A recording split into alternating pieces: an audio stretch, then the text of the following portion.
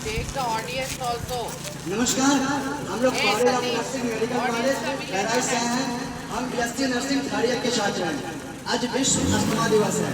हम आप लोगों को एक नुक्कड़ नाटक के माध्यम से बताएंगे अस्थमा बीमारी क्या होती है, ये कैसे होती है, इसके लक्षण क्या है और इससे कैसे बचा जा सकता है।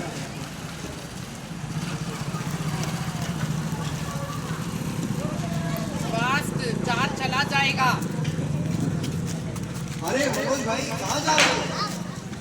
कुछ नहीं साहब, बस ऐसे घूम रहे थे।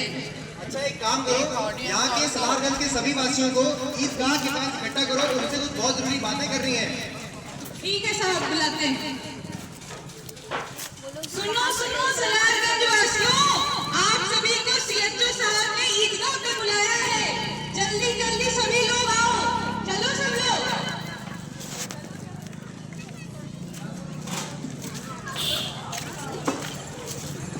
जल्दी करो। नमस्कार साथियों, आज हम सब यहाँ आप सबको एक बहुत ही सामान्य पर बहुत ही जटिल और नाइलाज बीमारी के बारे में बताने आए हैं। इसको आप सब अस्थमा के नाम से जानते हैं, जिसे हम हिंदी में दमा भी कहते हैं। क्या आप सब हमें बता सकते हैं कि किसी को यहाँ पे लंबे समय से खांसी की समस्या है?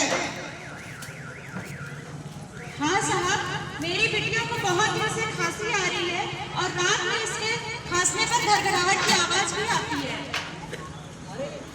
खांसी और सांस लेने में घरघराहट की आवाज, ये सब तो दमा अस्थमा के लक्षण हो सकते हैं। साहब, क्या खांसी आना और घरघराहट दमा का लक्षण है? नहीं, सिर्फ खांसी आना ही दमा का लक्षण नहीं हो सकता है। इसके अलावा और भी लक्षण देखे जाते हैं। सीने में जकड़न, सांस लेने में दिक्कत, खांसी का आना और इसके अलावा अस्थमा अटैक भी देखने को मिलता है। जब भी सांस लेते हैं तो उसमें घरघराहट जैसी आवाज। साहब तो ये बता दीजिए कि अस्थमा होता कैसे है आखिर? अस्थमा होने के बहुत सारे कारण हैं, जैसे कि अगर आप चूल्हे पे खाना बनाते हैं और वो एक बंद कमरे में है, उसका धुआं अगर बाहर अच्छे तरीके से नहीं जा रहा है।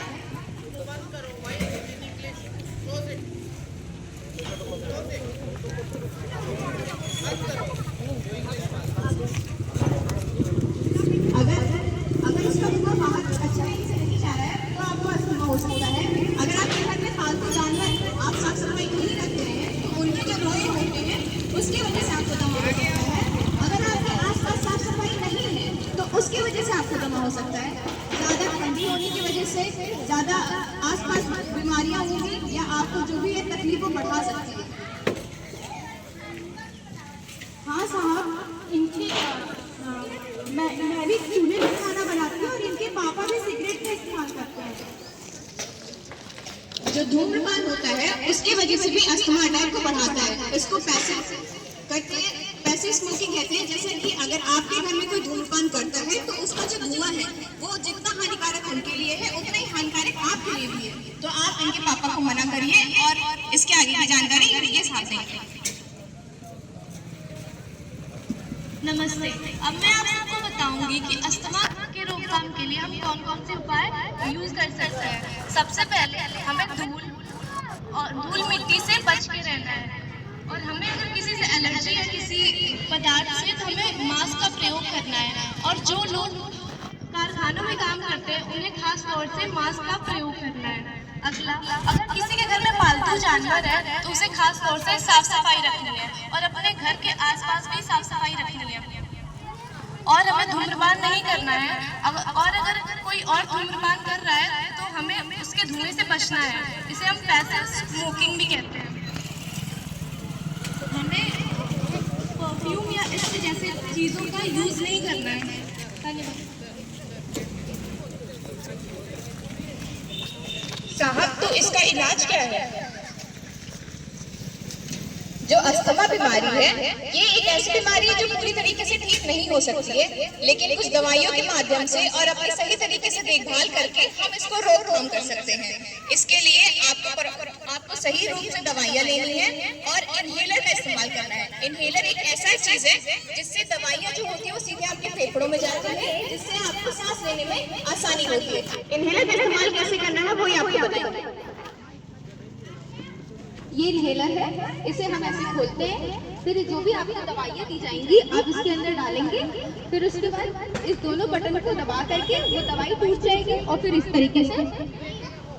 तरीके से उसे इनहेल करना है। यह इनहेलर आपको हमेशा अपने साथ रखना है क्योंकि अस्थमा अटैक को कभी भी किसी भी वक्त आ सकता है। इनहेलर आपके लिए बहुत जरूरी है अगर कोई इंसान अस्थमा से ग्रसित है तो।